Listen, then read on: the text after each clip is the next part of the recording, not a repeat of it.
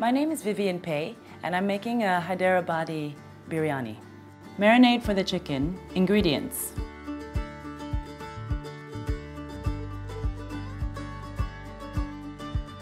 Preparation for the rice.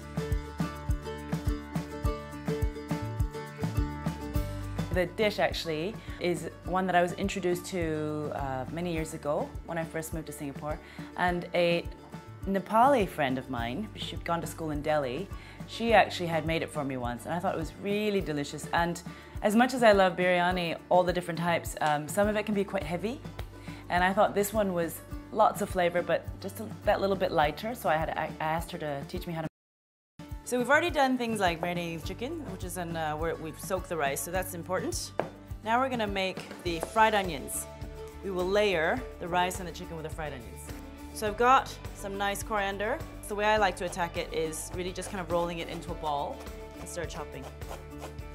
Very lovely local mint. And then same thing, chop.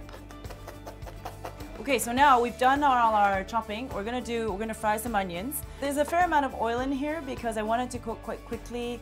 I'm gonna also do it in batches. If you put too much food in hot oil, it'll start steaming rather than sort of frying.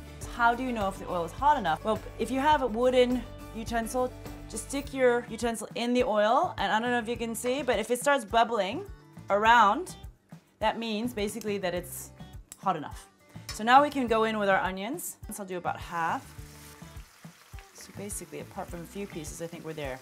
You do want to get it before it gets too dark, otherwise you'll get a burnt taste, which is not nice. Okay, so we just toss it here. That's one batch done. We've done the onions, now I'm going to do the rice part. I've just got, I'm going to have 2.5 cups of water. And what I'm going to do first, I'm putting in my dried spices. So here I've got cloves, I've got my bay leaves, I've got a cinnamon stick and some peppercorns all in here. I've also got a little oil. 1 tablespoon of that. Cardamom, very important. You know, just crush it a little bit just to release the flavor.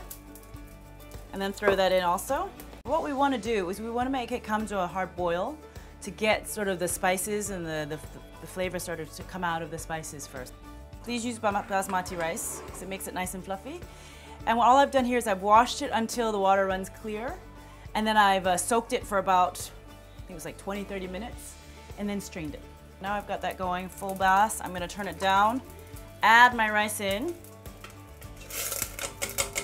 When it comes up to the boil again, I will bring it again back to a simmer. I only want it cooked about halfway, maybe 3/4 way. I don't want it cooked all the way. I want to finish cooking it with the chicken. I think in general this dish has a lot of ingredients and it is a little bit labor intensive in the sense that it takes a bit of time, a bit of preparation. So I think for me, given the nature of, you know, shopping here and getting all the ingredients, I think shopping is probably the hardest part actually, not the cooking. Oh, it's still not perfect. I mean, it's not a perfect biryani in my book, but it's pretty good. The nice thing about this kind of cooking, it's pretty forgiving. It's pretty hard to mess it up, I would say. The main thing is overcooking the rice, for example. If the rice is soggy, that's no good. Okay, so basically it's absorbed most of the water. It's done. So I'm gonna just now drain it off just to make sure to drain off any excess water now. So now we're gonna layer the biryani. And what we've got here, we've got a bowl of chicken, a whole chicken cut up. And this has been marinated in all the spices, the yogurt and everything. I've done it overnight. But if you have no time, try and do at least 2 hours if you can. But overnight's the best, yeah? So after the first layer of chicken, I'm gonna do a layer of rice. But when you put the rice in, don't press it in. Just kind of spoon it over. If you press it in, you're gonna pack it down, and that's gonna make it, you're gonna flatten the rice. That's not what you want. You want fluffy rice, okay? Then I've got my fresh herbs. I've got both in here, half coriander, half mint. So I'm gonna layer both over the top. Okay. I've got some biryani masala. This one I've bought. There are recipes for it if you wanna make your own. Our lovely fried onions from before, okay?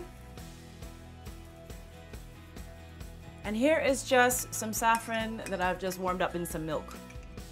Okay, so that we're gonna drizzle over. And then basically you repeat, you do it again.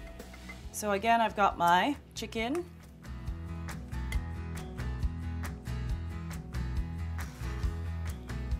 Salt.